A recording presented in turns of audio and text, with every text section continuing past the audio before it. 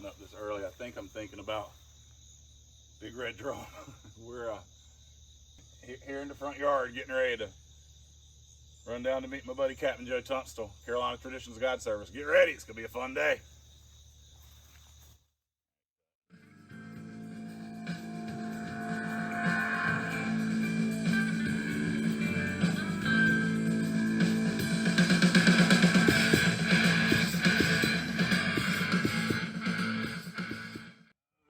Anything else you need, brother?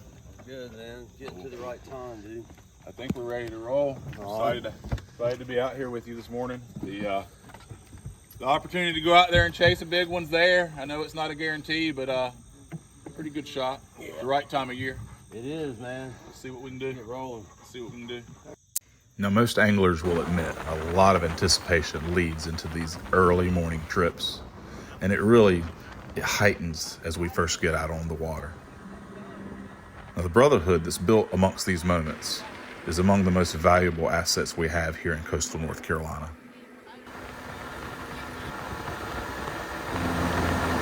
Oh, coming out on the Neuse River. Right out. Got bait busting right in front of us, man. Sounds like it was crowded out here yesterday, Judge. Yeah. A lot of pressure on these fish. Goes in the territory. Weekend. That's right. When you start catching them, you got to promote, and then, folks want in on the action, That's right. It's a trophy fishery, man. This is not something that people take lightly. The opportunity to catch 40, 50 inch redfish from artificials. A lot of people wake up early to do it. The neat thing to remember is just being respectful of all the boaters, making sure that you're not crowding one another, right? That's right. Yeah, give them enough space, come in slow. Same rules we abide by on the other side, man. It's unfortunate a lot of folks getting into the game don't understand a lot of these unwritten rules. The key really is being respectful for others. Making sure that as you make the approach, you got a trolling motor on the boat, use the trolling motor. Try to drift in as much as you can. People don't realize how shy these fish can be. No, man. These fish have had 35 to 50 years to hone their skill sets. And when you're talking overall shallow body of water, less than 20 feet for miles at a time, some of the areas that they're going to be in is 1.5 to 3 foot of water. Sound travels fast on dense bottom like that. Like you say, this is the smartest of them, and this is genetically, this is the top one. This is the ones that survived. This is the ones that survived everything, man. 30, 40 pound fish. That's right, world-class fishery, dude. As old as some of our friends. Yeah. Maybe not as old as me and you, maybe. Maybe. It depends on what size class, I guess, man. Yeah, there's some that are in their 40s out there still. It's about time to pick up the run to it, but I'm just glad enjoy a beautiful morning like this. We constantly are reminded it's not just the fish. We love the fish in our waters. Certainly, this is, I'd say, it's safe to say, Joe, our favorite fish. But 100%, man. Well, as well as I do, as much as I love top water and top water trout, this is about the only thing I'm willing to get up this early for, consistently anyway. Stay tuned. We'll be right back. Welcome back to Coastal Connections. Now, this morning I'm out on the water with my good friend Captain Joe Tunstall on the Neuse River. We're searching for that one red drum that's willing to eat a topwater plug. Man. Let's see if we can find him. A lot of mornings like this out here on the Neuse River, but I'm just glad I get a chance to come out here with you and catch up. I know you've been busy this past week. I've been busy this past week, but we used to be running trips together, Yeah. Back in the day, Duke Marine Lab, and we did trawl dredge trips with the research crowd that I worked with, and that's where I first met you. Sitting out there on the old Susan Hudson with Captain Lanier Mitchell. Yeah, I enjoyed your orations on that boat, Wayne, because I could always hear you no matter what I was doing. So. Are you saying I got a loud mouth? Yeah, but it was good for what you did, man. You can't do what you do and not have a good voice that carries, man. Well, you did a lot of work within the scientific community, a lot of work on the maritime industry, but I ran into you there working with a group of scientists, which a lot of them knew a lot about the natural environment. I know you picked up a lot from your time working there with some of those researchers and scientists at Duke? I learned from some of the best people around, including you, buddy. Yeah. I mean, but I was lucky to work with such great people like Bill Kirby Smith and, you know, legends in the field. Yeah. And I tried to learn everything I could from them, man. You know, I mean, you'd be a fool to have the opportunity to educate yourself about something you're interested in and not try to learn, you know. You're sitting there in one of the best college campuses in the university because you were at work, but that's right. You were surrounded by some good knowledge, and I learned about all kinds of things that had fascinated me since I was a kid. You see anything up there, Joe? I see some bait, but I ain't seen those fish we were looking at a minute ago. I see you climbed up to the Osprey nest. Yeah, I had to get a higher perspective, man. Well, you don't need to climb anywhere for your big butt to get a higher perspective. How tall are you, Joe? Oh, 6'5", man. 6'5". You can see everything. That's how you got the nickname the Osprey after all. Yeah. We've learned over the years coming out here that you will see fish from way up your high perspective that most people miss, just like a daggone Osprey. So as we started fishing together, it was quick to start calling you Osprey, and then I guess I earned my nickname too. Well, you told me that story about you and John, and then of course seeing it in action about how you wade fish and you can move across this bottom like you became the egret, I guess. There ain't many things that are as comfortable wading as me, and I guess the egret's about the only thing. I'll push out across some shallow mud, not afraid to get stuck of it. But you got to remember, that's what I've done throughout my entire career is take students out into the marsh and get them stuck in that pluff mud. And it's just something I'm comfortable with, I guess, versus most people get scared quick getting shoved around up there. As we look out, we see that bait shower, and that's a good sign. We come up on these flats, so you're coming up out of like 6, 8, 10 foot of water, and we're pushing up on these flats where the fish like to sit. And they just crush the bait when they get on it. I mean, that's what we're looking for right there. Birds on it, that bird nose, with all that bait activity coming up into the shallow water, there's got to be fish underneath it, Joe. Gotta be, man. Push right up on in there. Blows my mind. That's edging on 20 years ago, man. It's been a while. I came back to Carteret County, San Diego in 2006, and here we are in 2022. Oh, there he is. Way to go, bro. Oh, yeah. I'm gonna give it as much time as I can to see if I can double up here. But oh, where's he at? Where's he he's at? probably running at you, man. He is. Oh, yeah, baby. He came up and ate the top water. Just like a slot or over. I heard a, you know. Yeah. Sit down, Ranger. Oh my God. The rifle skill of these days. Everything in the world eats them, Joe. Yeah. Oh man. Oh wow. Shaking the head. Isn't that real? That's what we're looking for, brother. Hope those hooks hold. Yeah, we might need to go towards him. You're good.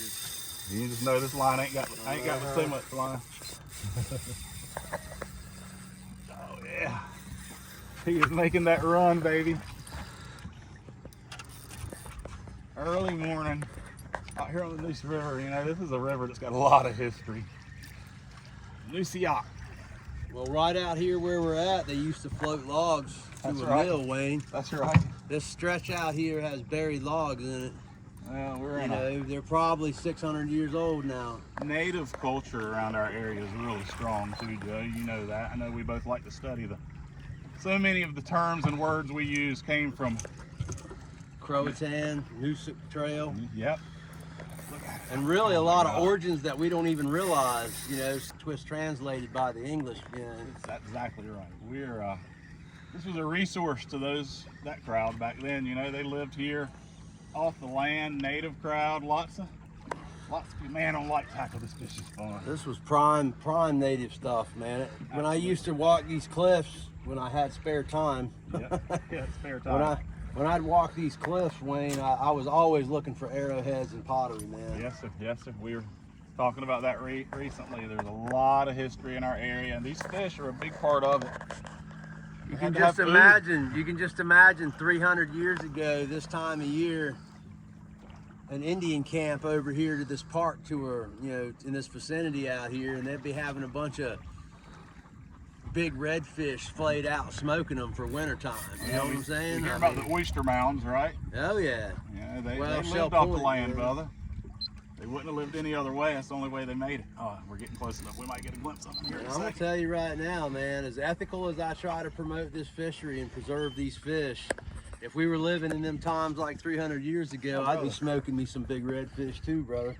Conservation is only practiced because we have our resources met, man. How fortunate are we that we can come out here and catch That's and the whole release thing, fish. man. Right on topic, bro. I mean, that's exactly why we come out here, you know. The pressure on him because those hooks, you know, using a top water plug, you hope he's hooked good, but we ain't even got to look at him yet. And we're using relatively light tackle for what we're doing. 20-pound, 30-pound braid. Get some swirls here. Just gonna play them and take your time with them. Enjoy your moment with the fish. This is the time you got. When we come out here, we spend all day, all night thinking about it. This is, you know, the moment that we've been looking for. One of them actually came up and ate that top water. Smooth too. Get him up here in a second though, because he's liking the bottom right now. I saw a glimpse of that bronze back. Bye-bye. Yeah, I'm coming towards you.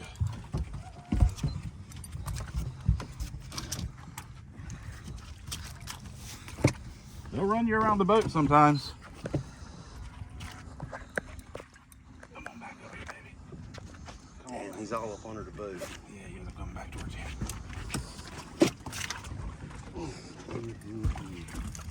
Watch it now. Watch that troll motor. It's set way low. You get it up at the moment. Yeah, he's coming up. Time I got there and did anything, he'll be. Bye-bye. See ya. Oh yeah. There he is. It's not quite ready yet. Look at that thing. That is a dinosaur, dude. Look at dinosaurs. I need to. Slide back, Jay. Jay, cat's coming underneath you there, hold off. Just about got him whooped, but it's around his operculum, I'm afraid, Jay.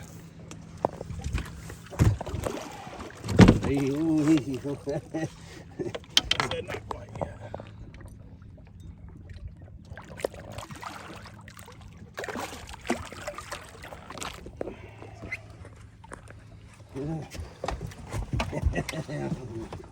They run us around, and I mean, even a fish that gets tired that's this big, still, look how he's turning the boat.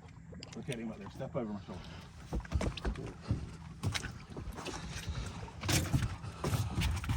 Got him around there first. Play him careful. Gotta play him careful. Okay, the rat came out of the operculum. Come on. Come on, baby.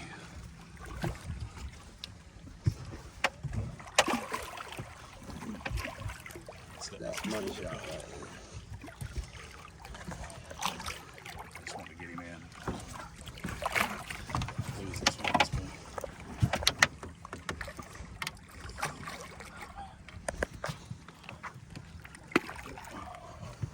Thank you, Jesus. Woo! I'm gonna back off the drag now. Look at this thing when it comes out of the water. Man, God! You got me, Joey. Thank you, brother. You got me on a big one. Woo!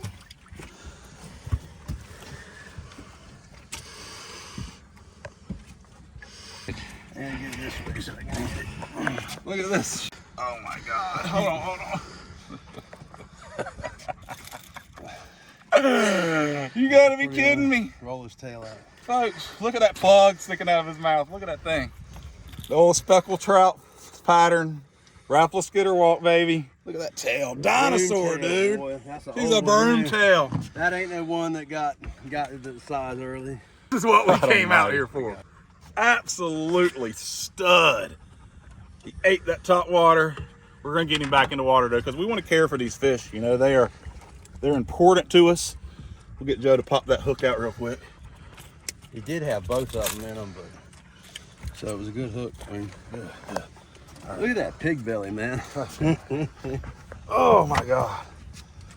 It's important that we care for these fish. We try to care for. Get your tail licks, baby. Get your tail licks. I know that's what you come out here for. You love them tail licks. We try real hard. Oh, heck of a job, Wayne. Man. Woo, brother. You were a little better prepared for it this time too, man. I like that. A little better prepared. I wasn't sweating bullets on that one, man.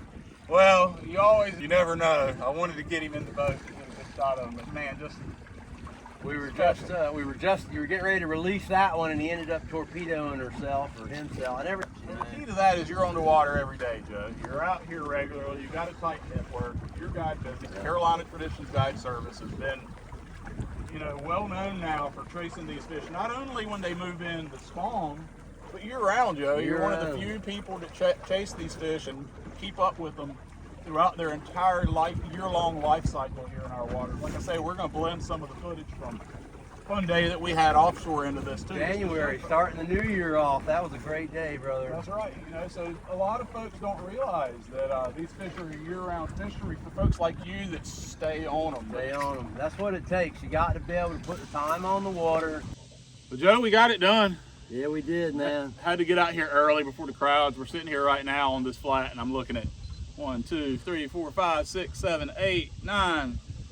They don't even count. Like 20 boats, man. I mean, you can't expect it not to be. It's a trophy fishery. Yeah, that's right. The word's out. It's 8, 9 years of people coming out here and doing this on the artificial. Good weather, man. I mean, nice conditions today. School's getting ready to start back. People want to be outside. I don't blame them, man. That's one reason we're here. That's right. You just get up early and beat the crowds out here like we did. And we got the one we were looking for. I wish we'd have got you one too, but I know you'll catch plenty this year. I'll get on, man. It was all about trying to get you on some fish, man. Well, you always do that, and I appreciate the heck out of it, Joe. You're one of my best friends here in Carteret County, and really one of my best friends in the entire world. We've been able to build a really tight relationship because of our love for the water, and really it's our love of artificial baits, light tackle, shallow water. We like to sight cast. We like to get into things that a lot of people don't understand. The pursuit, the hunt, man.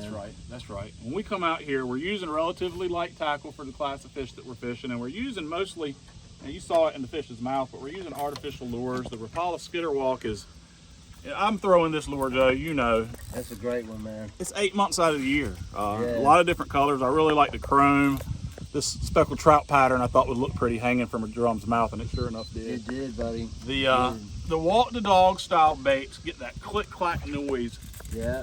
That just draws fish in. But it's the same thing. I know that the techniques really started with using those popping corks like you've got tied on right now. And it's the easiest way for the average angler who wants to play with artificials to come get on it. Those VMC hooks did great too, man. Them were the factory hooks that come on those. But anyway, it's all about the noise, man. These fish like scent and they like noise. And you got these beads on these corks, and that's what makes the noise. And then you adjust your strike zone down here. Yeah. And then you've got your lure hanging. If you put scent in there, all the better, either or, whether it's there or not. But that's right. It's all about the noise and keeping it presented in the right zone. Noise calls them in, and they come up to follow that cork that's making all that noise, and that lure is just hanging right down in their face. What are they going to do? They're going to have to eat it, man. They have to eat it. Especially if you put a little Procure on it. It never hurts. If they're in the mood to eat, man, they're going to eat, Yeah, the fishery is really a special fishery. It's one that we remember, 10 years ago, it was really just people coming out here soaking bait. That's right. But a number of captains over the years have come out and shown that it could be done, and a number of people like you have refined that to the point to where, as we said earlier, you'll see it. We're on these fish year round. We're on the fish out off the beach, throwing bucktails and stuff like that during the winter. But to know that they push in and that everybody's got an opportunity to target, the fish of a lifetime, Joe. And it's not. It pays to have a guide out here and to come out and to learn from you. But it's also something that these weekend warriors can come out here and get lucky and have some fun too. Exactly, man. Exactly. I mean, let me talk about, I've had people come here in their 50s, 60s, 70s. This is, for whatever reason, their bucket list fish. Yep. And they're coming to North Carolina to catch them. Yep. Some go with me, some go with another list of great guides in the area, man. And, we put them out here and put them on this world-class fishery. And we're just fortunate to be able to live here and come do it really easily. It's a lot of fun. You put me on to today, Joe. I appreciate it. And I appreciate y'all tuning in. Stick with us. We're going to head from here up to Shackelford Banks. We might have a little more up. Might even end up camping out tonight. Looks like a nice night to camp out. That's one of our favorite things to do on the Crystal Coast. Yeah. Just a really special place. I'm blessed I get to live here, and look forward to y'all tuning in. Stick with us. We're going to head over to Shackelford next. I think it'll be a great night, man. We might get on some puppy drums so we can eat tonight. Yeah, too. we got a good evening tide. Let's go give it a try. Heck yeah, man. Let's do it, man. go.